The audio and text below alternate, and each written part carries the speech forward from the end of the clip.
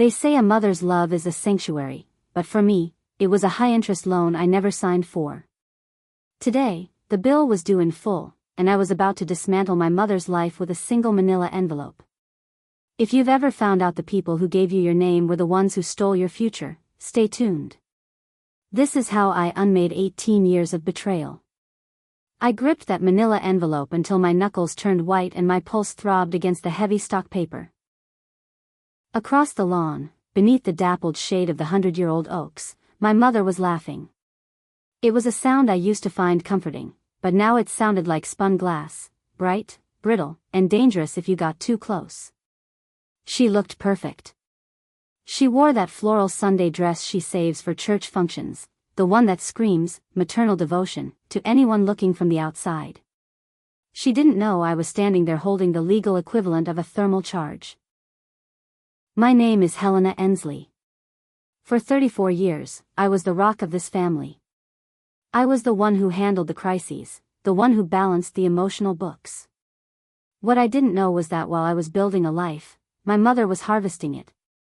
On the night I finally mailed the legal no-contact letter, she called me 47 times. I sat in the dark and watched my phone glow on the nightstand. It was a rhythmic pulse of neon desperation. Voicemail number 47 ended with 7 words that stripped away 3 decades of gaslighting. You will regret this. We made you. I didn't hesitate. I didn't even breathe. I texted back 4 words, then I am unmaking it. The envelope I sent her sits on her kitchen counter to this day. It's been 3 months and counting. It is a silent, certified ghost. She refuses to touch it, as if ignoring the paper makes the reality inside vanish. She is wrong. Behind that seal is a web of systemic betrayal involving a credit bureau in Atlanta, an 80-year-old grandmother's breaking point, and a total of $147,000 in fraudulent debt. If you have ever seen a person reveal their true colors when the money runs out, hit the like button. I need to know I'm not the only one fighting ghosts in my own family tree. Let's go back to the beginning of the end. It was March 4, 2026. The air inside the law firm of Holloway and Cross always smelled the same: old cedar, expensive floor wax, and the metallic tang of burnt coffee.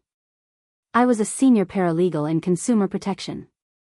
My entire career was built on affidavits, credit freezes, and chasing down predatory lenders. I was the person people called when their lives were ruined by numbers. My mentor, Margaret Holloway, leaned against my doorframe. She had a sharp, predatory smile that usually meant someone was about to lose a lawsuit. You won the Kowalski file, Ensley, she told me. Full refund for a 70-year-old widow. The bank folded like a card table. Nice work. I thanked her without looking up. My fingers were flying across the keyboard, finalizing a cease and desist for another client. I felt a sense of justice in that office. I felt like the protector. I didn't realize that while I was guarding the front door for strangers, the back door of my own life had been kicked wide open years ago. My phone buzzed on the desk. It was Daniel, my partner of 4 years. Daniel is the kind of man whose patience is a steady anchor. Offers in on Elm Street, the text read. Seller wants a decision by Friday. This is it, H. I felt a rush of adrenaline so thick it made my head light. Elm Street was a 3-bedroom Craftsman. It had an open kitchen, original hardwood floors, and a backyard large enough for the golden retriever we'd been planning for since our 3rd date. It was our future. It was tangible. It was waiting for us to just reach out and take it. I did what I always did when I had big news. I called my mother. It was a habit I couldn't break, a secondary pulse I didn't know was a drain. 3 times a week, like clockwork, I offered her the details of my life like tribute. I thought I was sharing. Now I know I was just providing her with a status report on her investment. Sweetie, are you sure you can afford it? She asked. The shift in her voice was subtle. It was a sudden drop in temperature, the kind of chill that precedes a massive storm. I told her the numbers were solid. Daniel's pension, my salary, our combined savings. We had done the math 1,000 times. I just worry, she countered. You know how the bank can be. They look for any reason to say no. I heard concern. I heard a mother's protective instinct. I didn't have the vocabulary to hear the panic of a debtor who realized her collateral was about to move out of reach. Margaret passed behind me again and tapped her temple, a silent signal for me to get back to work. Then she paused. Pull your own credit report before the lender does, Helena. I've seen the discovery phase turn up skeletons that people didn't even know they owned. I laughed it off. My credit was my pride. I paid every bill the second it hit my inbox. I was a professional. I didn't think for a second that the skeletons in my closet were actually wearing my own skin. If you're wondering how a consumer protection expert misses a $100,000 fraud in her own name, you have to understand the power of a trusted user. We're about to dive into the forensic audit that changed everything. If you're ready for the numbers that broke my heart, keep listening. Tuesday night, Daniel and I walked through the Elm Street house one last time. The realtor let us stay for 20 minutes alone. The granite in the kitchen was cold under my palms. I could already see the coffee maker in the corner. I could see the mail on the counter. We could live here, Daniel whispered in the master bedroom. I felt a sense of peace I didn't know was borrowed. We sat on the front steps as the realtor locked up, watching the street lamps flicker to life. If we get this, Daniel said, I want to do it right. No more apartments. No more temporary fixes. A real home. I promised him we would. When I got home, I opened the lender portal. It was 11:15 p.m. The house was quiet. I typed in my social security number. I entered my date of birth. I drew my signature on the trackpad with a steady finger and hit submit. The spinning wheel on the screen felt like it lasted an hour. My phone rang the second the page refreshed. It was her. Honey, good news or bad news? She asked. We put the offer in, Mom, I told her. There was a pause. It was long, hollow, and cold. Oh, that's wonderful, she said, her voice sounding thin, like paper held up to a flame.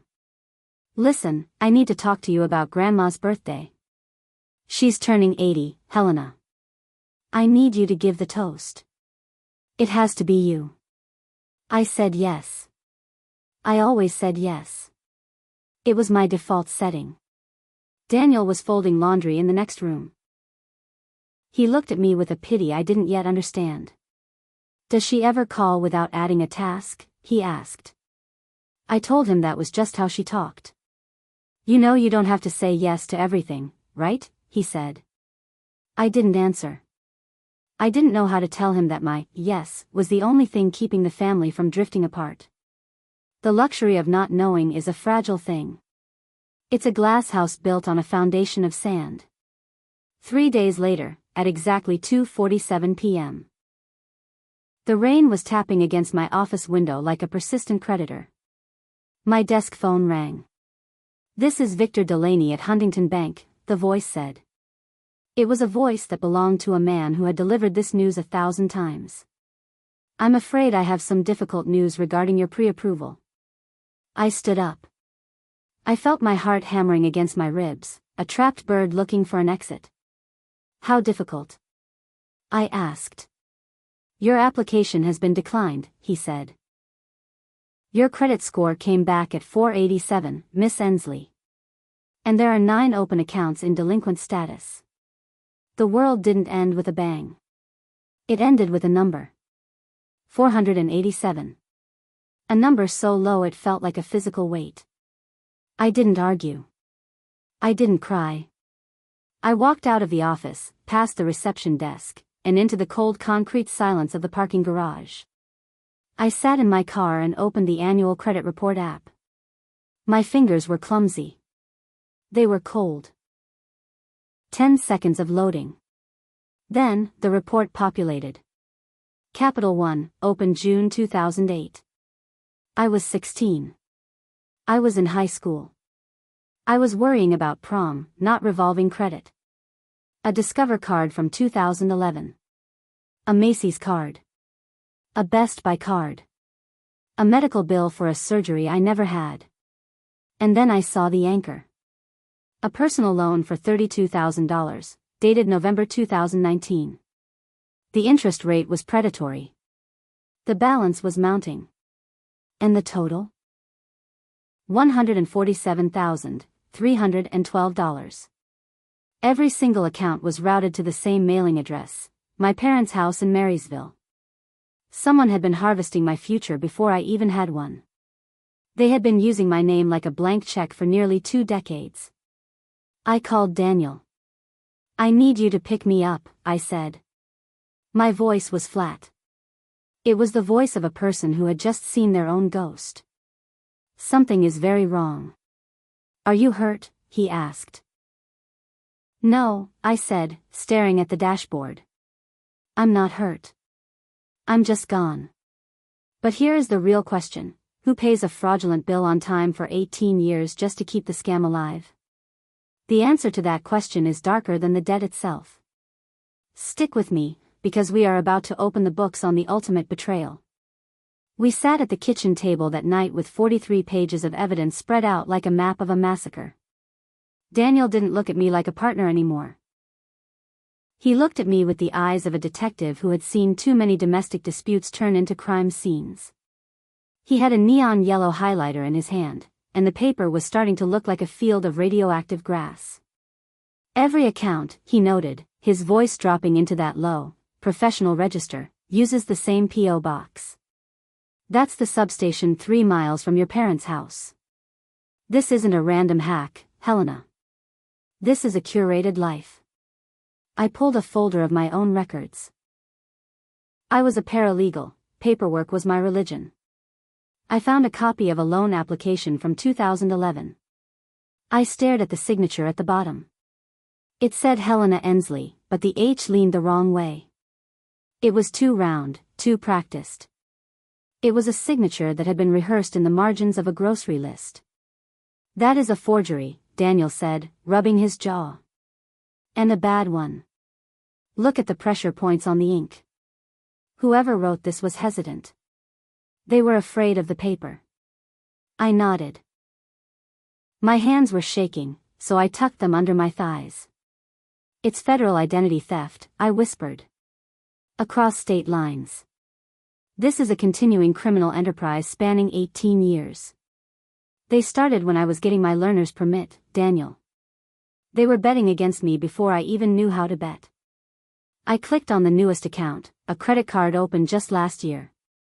It had a balance of $1,400, and the status was current. That was the part that made my skin crawl. Someone was making on-time payments. Someone was sitting in a living room I grew up in, making sure the minimum payment was met so the alarms wouldn't go off. They weren't just stealing, they were managing me. They were keeping me on a leash made of high-interest debt. My mother had bragged about her pristine credit my whole life. She just needed a spare. I was the backup name. I was the collateral she used to fund a life she couldn't afford. If you think you know your parents, I want you to go to your computer right now and check your credit report. Because the person who tucked you in at night might be the same person who sold your future for a kitchen remodel. If you're ready to see how a mother reacts when she's caught, keep listening. I called her right then.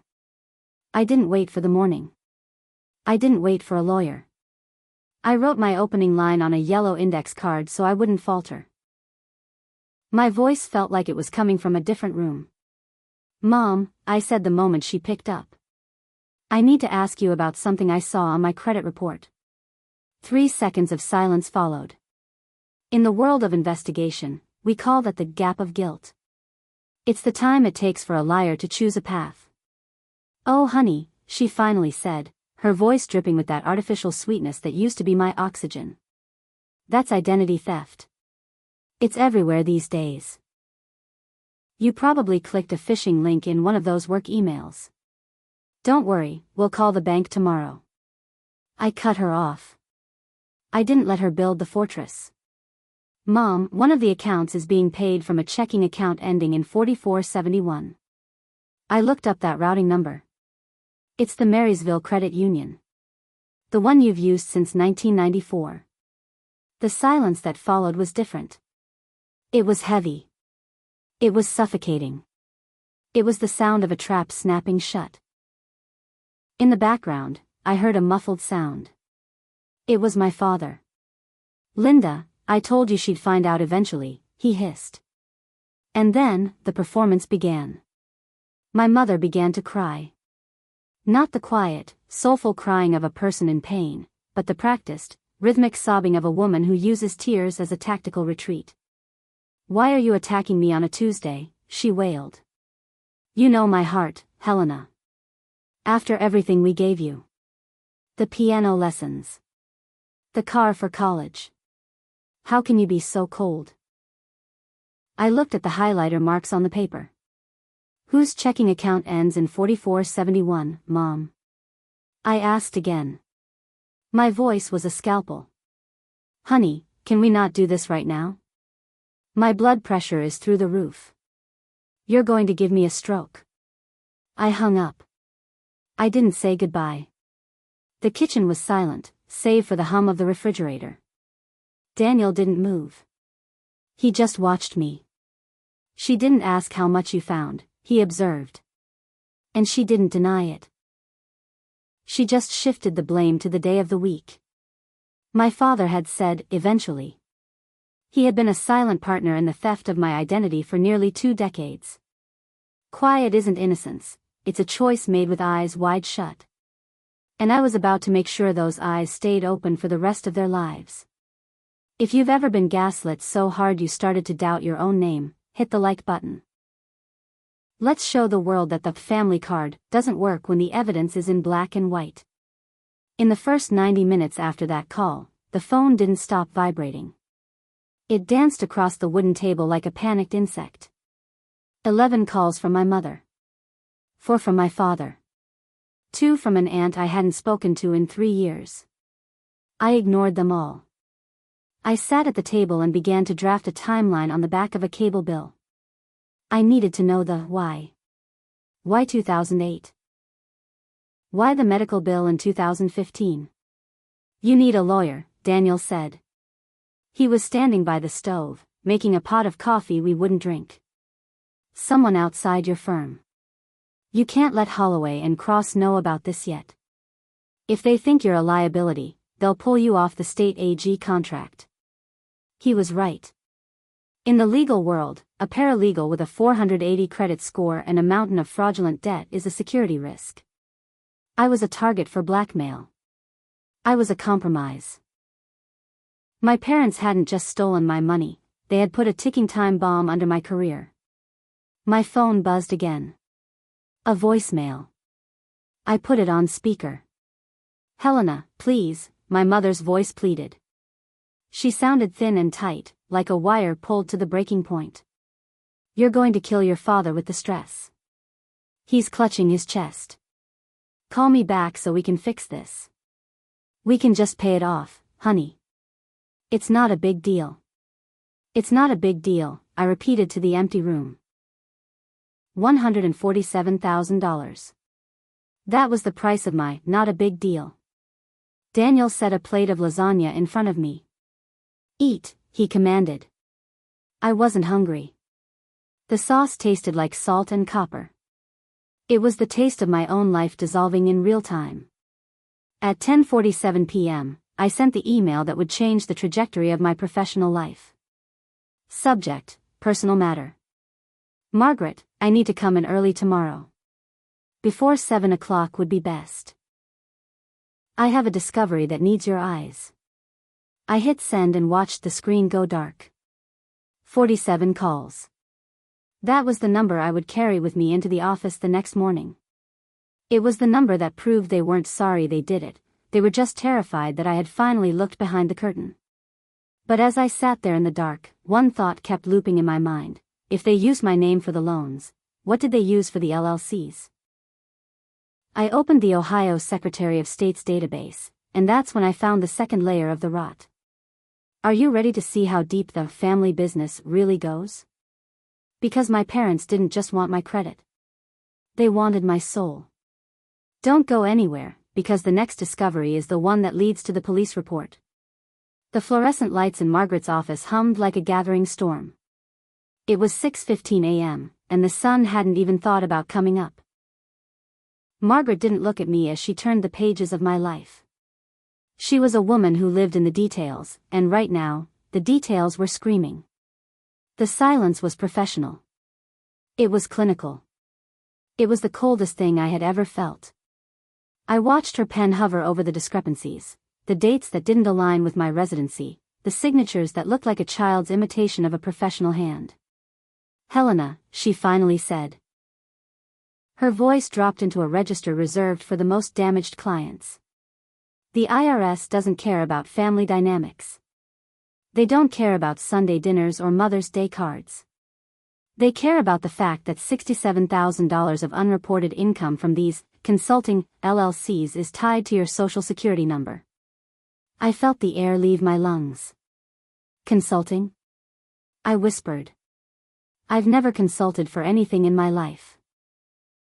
"According to the state of Ohio, you have," Margaret replied, sliding a corporate filing across the desk. "Ensley Strategic Partners. Founded 2022. Registered agent, Linda Ensley. Principal owner, Helena Ensley. If we don't file the identity theft affidavit and the Form 14039 by noon, you aren't just a victim. You're an accomplice." I didn't blink. I couldn't afford to. I sat in that leather chair and felt the weight of my own name becoming a liability. "We are filing everything," I said.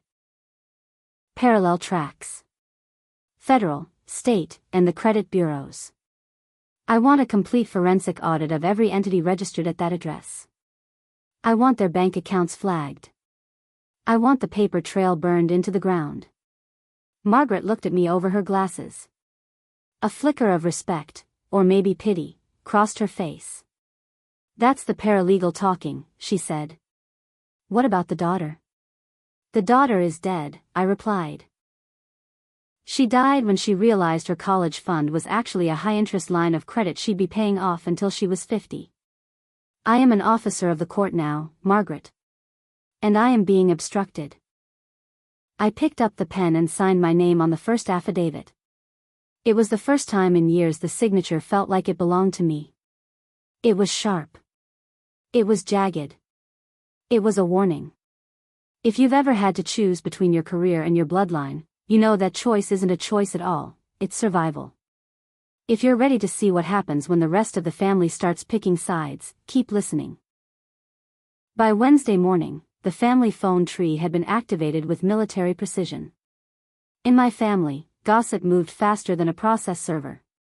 Aunt Pat called while I was in the middle of a discovery meeting. I stepped into the hall, my phone feeling like a hot coal in my hand. "Helena," she began. Her voice was dripping with that forced, sugary concern that usually preceded a guilt trip. "Your mother is in bed with a migraine. She says you're threatening to put your own father in jail over a clerical misunderstanding. Do you have any idea what this is doing to the family? It's Grandma's 80th this weekend. You're going to ruin her final years." I kept my voice flat. I kept it professional. I was building a case, not a conversation. "I am correcting a series of financial crimes, Aunt Pat.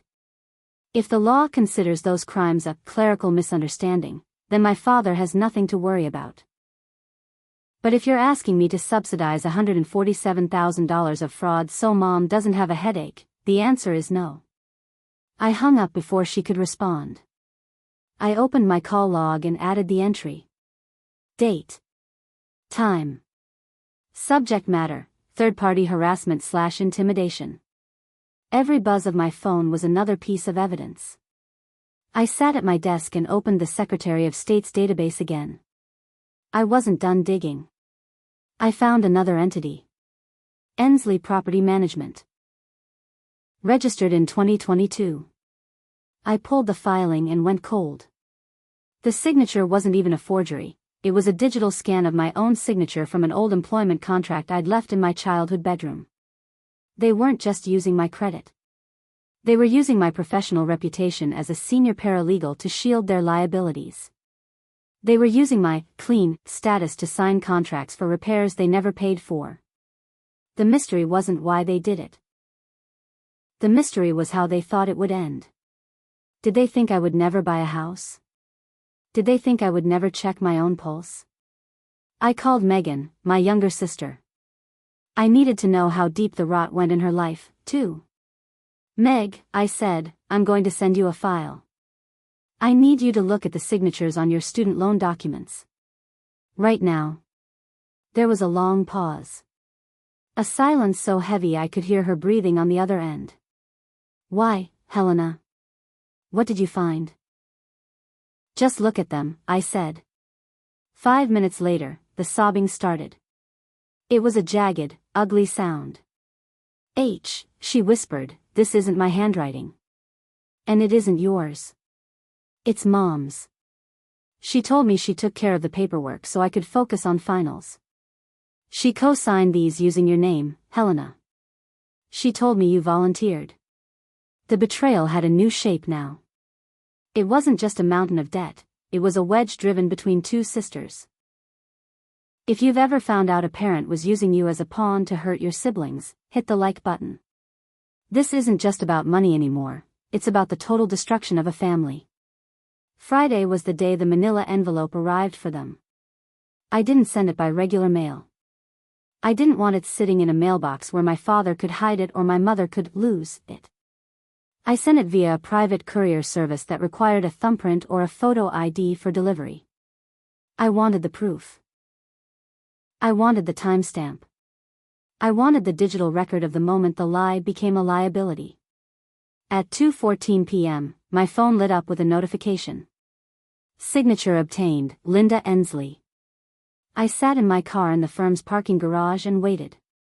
I knew her rhythm better than she knew herself. First would be the shock. Then the denial. Then the pivot to victimhood.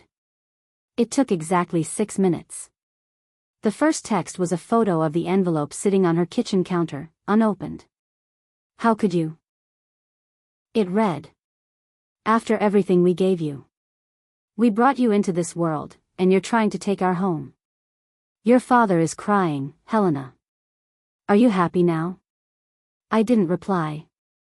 I was busy reviewing a settlement offer for the Kowalski file, focusing on the numbers because the numbers didn't have feelings. They didn't have migraines. They didn't use sisters as collateral. That evening, Daniel met me at a diner halfway between my office and the house we were supposed to buy. He looked tired. He'd spent the day at the precinct, but he still had that steady, cop-like focus.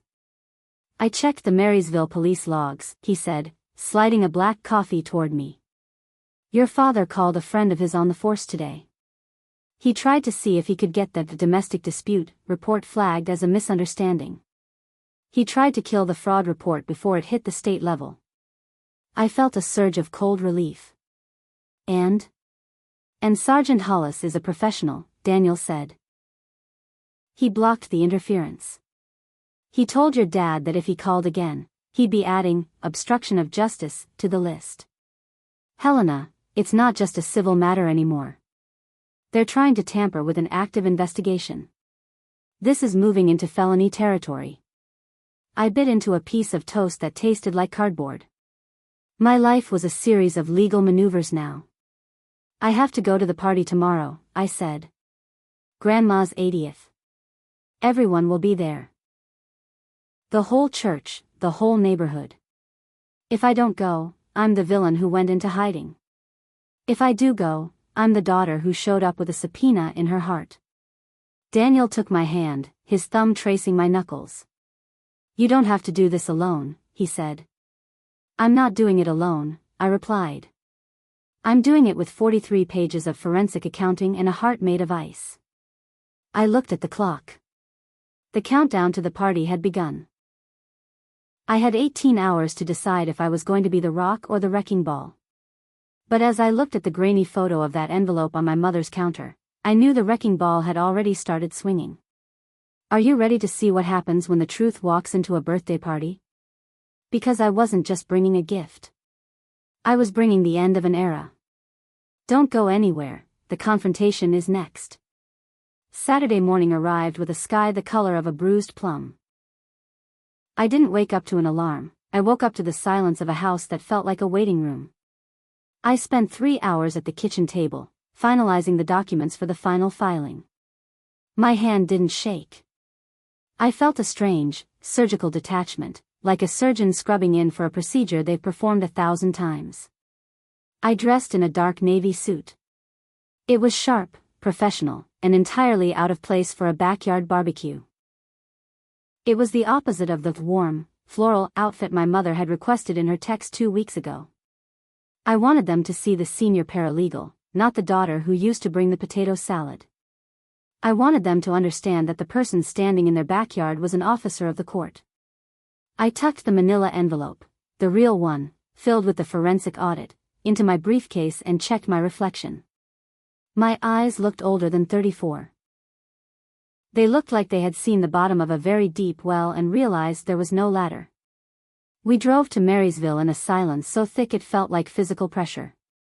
The familiar landmarks passed by like props in a play that had already closed, the old water tower with the rusted bolts, the hardware store where my father used to buy supplies on credit I was now paying for, the church where I'd been baptized into a family of secrets. When we pulled into Grandma Arlene's driveway, the yard was already a sea of pastel shirts and forced laughter. I saw my mother near the punch bowl.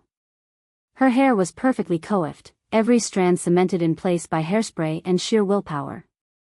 She saw my car, and her smile faltered for a fraction of a second, a glitch in the matrix, before snapping back into a mask of maternal joy. She was waiting for the confrontation. She was counting on me making a scene so she could play the martyr for the neighborhood. She didn't realize I wasn't there to yell. I was there to testify. If you've ever walked into a room knowing you're the only person holding the truth while everyone else is holding a lie, hit the like button. The isolation is a heavy weight, but the clarity is a superpower. Grandma Arlene met me at the edge of the porch. She looked at me, then at the briefcase, then back at my eyes. She was 80 years old, and her eyes were the only ones in the yard that didn't look away. She didn't ask what was inside the bag. She just squeezed my arm with a strength that surprised me. "Helena," she whispered, her voice barely audible over the clinking of ice in glasses. "Don't you let them make you feel small today. This is my house, and the truth is the only guest I invited that doesn't need a RSVP." I kissed her paper-thin cheek and walked into the lion's den. I shook hands with Pastor Warren. I hugged Aunt Pat, who looked at my navy suit like I'd worn a shroud to a wedding. I acted like a woman who didn't have a federal tax fraud report in her briefcase. I watched my mother watching me. The tension in the yard was a physical wire pulled so tight it was humming at a frequency that made my teeth ache. My mother was working the room like a politician in a swing state. She was building a human shield of witnesses. She touched shoulders, she straightened collars, she whispered concerns about my mental health to the ladies from the choir. She was trying to own the narrative before I could even open my mouth. In her world, the one who speaks first and loudest owns the truth. She didn't realize that in my world, the one with the notarized signatures owns the outcome. I checked my watch. 1:15 p.m. The schedule of the afternoon was a trap. At 1:30, I was supposed to give the toast. I looked at the index card in my pocket. It wasn't the toast I had written weeks ago about childhood summers and apple pies. It was a cold open of the reality we were currently living in. I saw Megan watching me from across the yard. She looked like she wanted to vomit. She knew that once the seal on that briefcase broke, the family we had pretended to be for 30 years would cease to exist. I caught her eye and gave her a small, sharp nod. The discovery phase was about to go public. The mystery of my father's silence finally broke when he stood up to refill the water pitcher. He stumbled. It wasn't a hard fall, just a momentary loss of balance, but the entire yard went silent. My mother was at his side in a second, her hands fluttering over him like nervous, predatory birds. "He's just tired," she announced to the guests, her voice a pitch too high, echoing off the siding of the house. Helena has been putting so much pressure on him lately. He hasn't slept in days. It's a shame, really, how some people forget their roots when they get a big city job. I didn't move. I didn't defend myself. I just stood by the buffet table and watched her use his physical decline as a tactical weapon against my legal standing. It was a classic move from the narcissist's playbook, the victim protector pivot. If the daughter is the aggressor, then the mother is the selfless saint protecting the dying father. But saints don't use their daughters' social security numbers to fund $32,000 personal loans. I walked toward the head of the table, and the crowd parted like I was carrying a contagion. The manila envelope was in my hand now. It felt heavy, like it was filled with lead instead of paper. I saw the way my father's eyes finally met mine. There was no anger there. There was only a deep, hollow, bottomless shame. He knew what was in the envelope. He knew that the certified mail receipt on the kitchen counter was just the first domino. I stood behind Grandma Arlene's chair, the center of the universe for one afternoon. She didn't turn around, but I felt her hand reach back and squeeze my knee. She was ready for the ventilation. Megan tapped her glass with a spoon. The sound was sharp, like a fingernail clicking against a window pane in the middle of the night. "It's time for the toast," she said. Her voice wavered, but she held my gaze. I stepped forward. I didn't look at the neighbors. I didn't look at the pastor. I looked at the woman who had called me 47 times in one night. I looked at the man who had stayed silent for 18 years while they harvested my credit like a cash crop. I set the manila envelope on the white lace tablecloth. It looked like a scar on the pristine surface. I didn't start with a memory. I started with the numbers. Are you ready for the toast that ended a family? Because I didn't come here to celebrate a birthday. I came here to perform an autopsy. Stay tuned, because the next 5 minutes will change everything. The yard was so quiet I could hear the wind moving through the dry corn stalks in the field next door. It was a heavy, expectant silence, the kind that precedes a verdict. I didn't reach for a champagne flute. I reached for the manila envelope. I felt the gaze of 60 people. Neighbors, deacons, cousins, locking onto me like a spotlight. Grandma Arlene is 80 today, I began. My voice was steady, projecting with the practiced clarity of a courtroom opening. She's seen 80 years of history. She's seen the world change. But the thing about Grandma is that she always taught us that a name is the only thing you truly own. It's your bond. It's your word. I paused, locking eyes with my mother. She was clutching a damp napkin so tightly her knuckles were turning blue. But for the last 18 years, I continued, my name hasn't belonged to me. It's been treated like a community resource. It's been used to fund 9 delinquent accounts, a $32,000 personal loan, and $67,000 in ghost income for LLCs I didn't know existed. A collective gasp rippled through the yard. I heard someone drop a plastic plate. I didn't stop. I pulled the jeweler's loop analysis of the forged signatures and laid it on the lace tablecloth. I'm not here to give a toast about apple pies, I said, my voice dropping an octave. I'm here to talk about the $147,000 of fraudulent debt tied to my social security number. Debt that was routed to this house. Debt that was managed by someone who practiced my handwriting until they could steal my future while I slept. I looked at Megan. She was nodding, tears streaming down her face, the silent witness finally finding her voice through mine. I never co-signed Megan's student loans, I told the room. But my name is on them. Because our mother used me as a pawn to avoid using her own credit. She bet my life against her lifestyle, and she's been doing it since I got my learner's permit. The retention hook was set. I wasn't a daughter anymore. I was a forensic auditor performing a live autopsy on a family's reputation. If you've ever had to air the dirty laundry just to breathe again, hit the like button. The truth isn't always pretty, but it's always loud. My mother's hand hovered over the documents like she was trying to cast a spell to make them disappear. That is not mine, she whispered. It was a pathetic sound, the whine of a caught debtor. She looked at the neighbors, searching for the rescue she'd always been granted. This is a fabrication. Helena is sick. She's under so much stress at that firm that she's hallucinating ledgers. I didn't argue. I didn't raise my voice.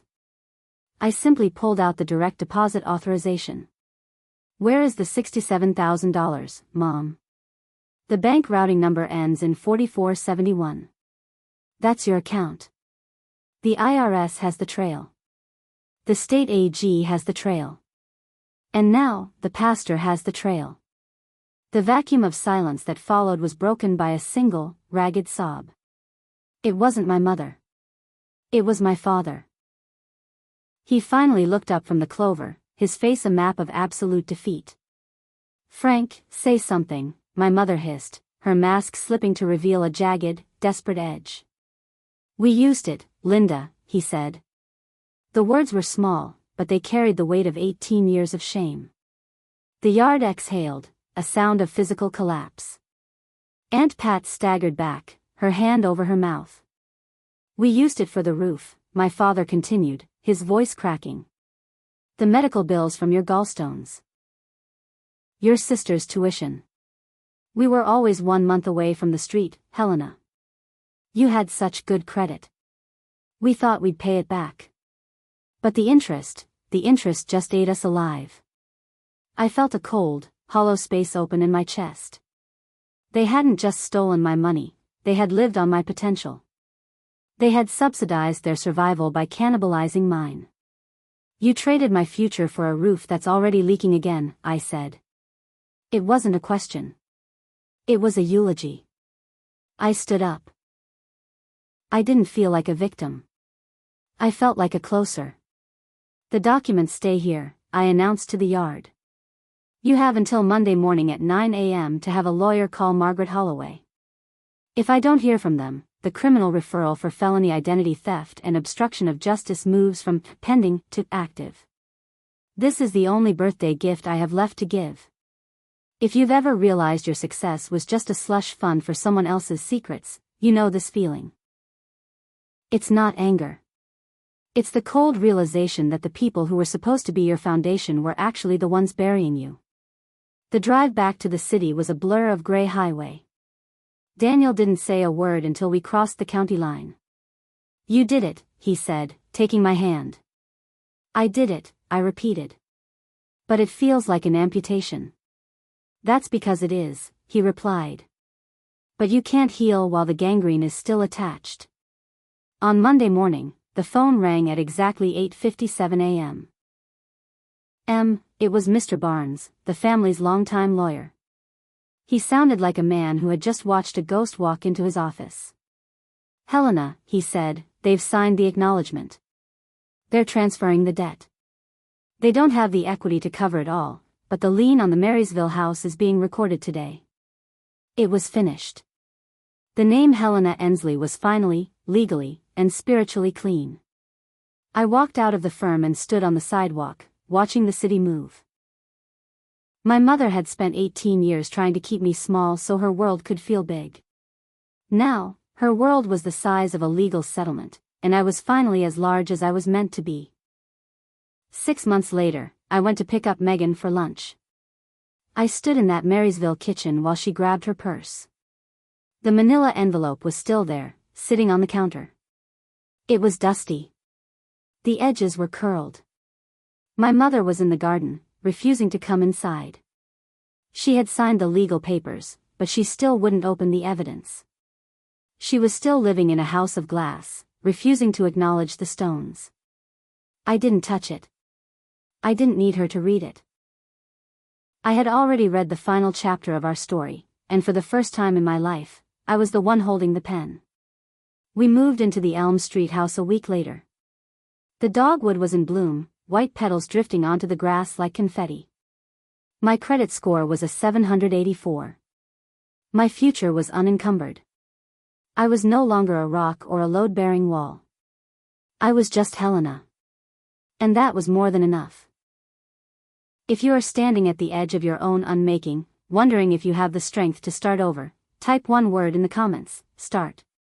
It is the only word that matters when the silence is finally yours to break. The ink is dry. The debt is paid. And I am finally, completely free. Thank you for watching. Subscribe Family Files for more.